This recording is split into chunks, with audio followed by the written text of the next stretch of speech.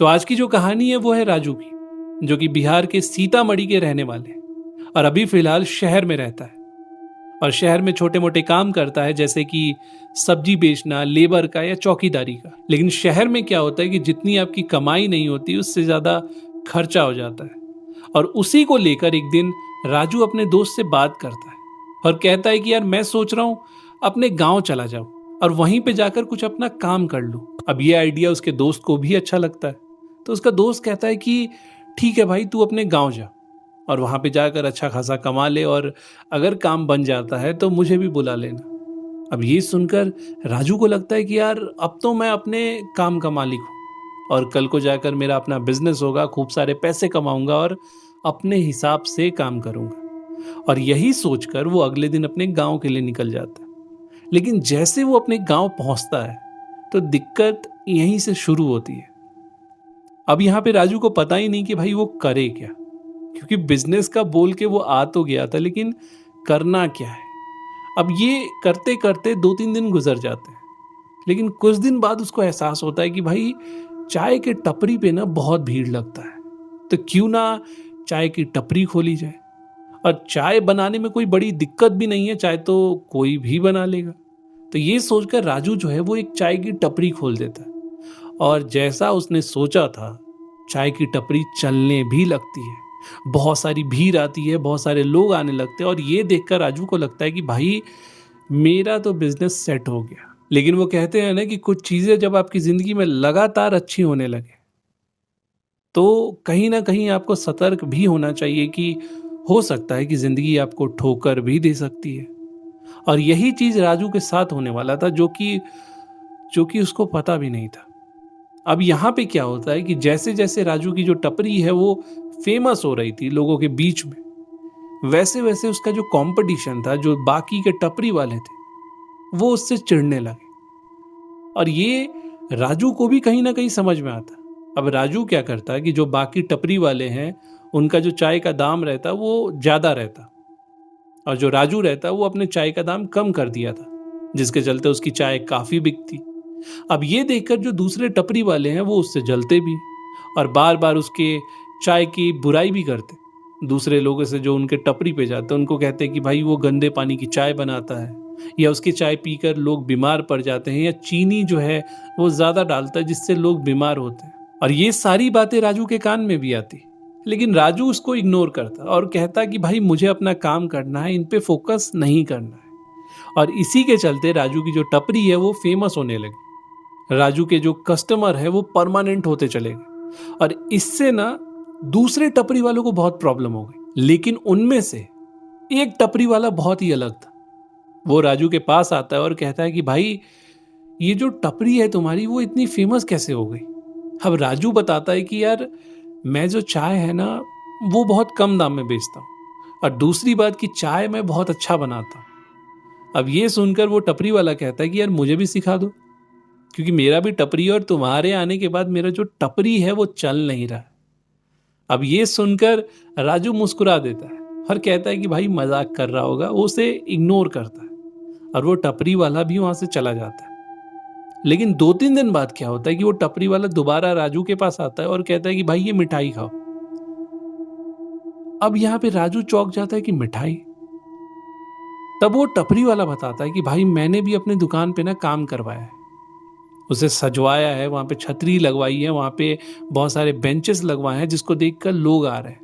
और ये आइडिया तुमने ही दिया था कि अपनी दुकान को थोड़ा यूनिक बनाओ, अच्छा बनाओ, और मैंने भी अपने चाय का दाम जो है वो कम कर दिया, जिसको देखकर बहुत सारे कस्टमर आ रहे हैं। अब राजू जो है वो ना बहुत सिंपल सा आदमी था, तो उसको लगता है कि देखो यार मेरे चलते किसी का भला हुआ, तो वो भी खुशी में वो मिठाई ले लेता है और उसे खा लेता है। जैसे वो मिठाई खाता है उस टाइम तक सब कुछ नॉर्मल है, अभी तक जो कहानी है वो भी बिल्कुल नॉर्मल है। लेकिन असल कहानी की शुरुआत अभी से ही होती है। अब जैसे उस दिन का सारा काम निपटा कर राजू लौट रहा था, तो उसके गांव में इंटर करते ही एक बड़ा सा पेड़ आता है और उस पेड़ के जस्ट बगल में ही एक शमशान घाट है। अब जैसे वहां राजू पहुंचता है, राजू को ऐसा महसूस होता है कि कोई उसे पुकार रहा है और कहता है कि राजू। अब ये सुनकर जैसे राजू पीछे मुड़ता है तो एक बड़ा सा इंसान जो बहुत ही लंबा था वो राजू की तरफ मुंह खोलते हुए बढ़ता है और ये देखकर राजू बेहोश हो जाता है। अब जैसे ही राजू को होश आता है वो वहां से भाग जाता है, अपनी साइकिल को उठाता है और तेजी से भाग जाता है। और अगले दिन क्या होता है कि वो दो चार लोगों से इस बारे में बात करता है और बोलता है कि यार मेरे साथ उस पेड़ के पास ऐसा ऐसा हुआ। अब ये सुनकर जो वो लोग होते हैं वो कहते हैं कि भाई वहां शमशान है और वहां से रात में कोई नहीं आता और उसी के चलते हो सकता है कि तुम्हारे साथ ऐसा कुछ हुआ हो। अब राजू भी सोचता है कि हाँ हो सकता है मेरे साथ ऐसा हुआ हो, क्योंकि वहां पे शमशान है, मैं वहां से गुजर रहा हूँ और कुछ निगेटिव चीजें मतलब है ना पॉसिबल है। अब क्या होता है कि राजू अगले दिन से अपना चाय का काम निपटा कर दूसरे रास्ते से आता है। दूसरा जो रास्ता है वो गांव से होते हुए मतलब बीचों बीच, खेत के बीचों बीच से वो रास्ता आता है। अब क्या होता है कि जब आप खेतों के बीच से आते हो तो खेत में ना बहुत सारे फसल उगे होते हैं, कभी मक्के का कभी गन्ने का। तो वो जो सीजन था वो गन्ने का था। अब वहां पे बड़े बड़े गन्ने का पेड़ लगा हुआ था, मतलब जो वो पौधे होते हैं वो लगा हुआ था। अब वहां पे क्या होता है कि राजू को एहसास होता है कि कोई उस गन्ने के बीच से राजू को पुकार रहा है। अब जैसे ही राजू उसको देखता है, अब देखो एक चीज मैं बता दूं कि गांव में ये कहावत बहुत फेमस होती है कि रात के समय में अगर कोई आपको आवाज दे बार बार तो पीछे मुड़कर नहीं देखना चाहिए। और राजू ये गलती दोबारा कर रहा था। उसे वो आवाज पीछे से सुनाई दे रही थी और वो उस आवाज को सुनकर पीछे मुड़ता है। जैसे वो पीछे मुड़ता है वो सेम एंटिटी उसको दिखती है और राजू फिर से वहां बेहोश हो जाता है। अगले दिन राजू को होश आता है अपने घर पे और उसको गांव वाले बताते हैं कि तुम खेत में बेहोश पड़े थे और दो तीन लोग वहां से गुजर रहे थे जो तुमको उठाकर यहां पे लेकर आए। अब ये सुनकर राजू फिर से बताता है कि यार मेरे साथ ऐसा ऐसा हुआ और वही चीज जो मैंने शमशान घाट के पास देखी थी वही सेम चीज मैंने उस खेत में देखी। अब वो गांव वाले उस पर भड़क जाते हैं और कहते हैं कि भाई तुम बिना मतलब के सबको क्यों डरा रहे हो, वो शमशान की बात थी वहां तक ठीक था, यहां पे कुछ वैसा नहीं है। लेकिन राजू कहता है कि नहीं मैं सच बोल रहा हूं। अब राजू के दिमाग में ये बात ना घर कर जाती है। राजू कभी भी अपने टपरी से लौट कर आता उस पेड़ को देखता, क्योंकि गांव में इंटर करते समय ही वो पेड़ था और राजू के छत से वो पेड़ दिखता भी था। अब आज तक क्या हुआ था कि राजू को कभी भी उस पेड़ पे कोई फोकस नहीं किया था, मतलब आज तक राजू ने उस पर गौर ही नहीं किया था। लेकिन जब से ये इंसिडेंट उसके साथ होने लगा, जब भी वो अपने छत पे चढ़ता उस पेड़ को देखता। वैसे एक दिन क्या हुआ कि जब रात में खाना पीना खाकर राजू छत पे चढ़ता है, उससे उस पेड़ पे कोई दिखता है, बहुत छोटा सा, क्योंकि वो बहुत दूर से देख रहा था। अब राजू को पता था कि वो कुछ गलत है, इसीलिए राजू फटाक से नीचे उतरता है और उस पर फोकस हटा देता, उस पर गौर ही नहीं करता और अपने काम पे ध्यान देने लगता है। अब राजू की तबीयत हमेशा खराब ही रहती, डॉक्टर भी देखते उसको दवा देते, लेकिन कोई चीज भी काम नहीं कर रही थी। तभी एक दिन एक बूढ़ा इंसान राजू को देखता है और कहता है कि भाई तुम्हारी तबीयत इतनी खराब कैसे। राजू उसको सारी कहानी बताता है। तो वो इंसान कहता है कि अगर तुम बुरा ना मानो तो तुम क्यों ना यहाँ के पंडित से बात करो। अब राजू कहता है कि ऐसा क्यों।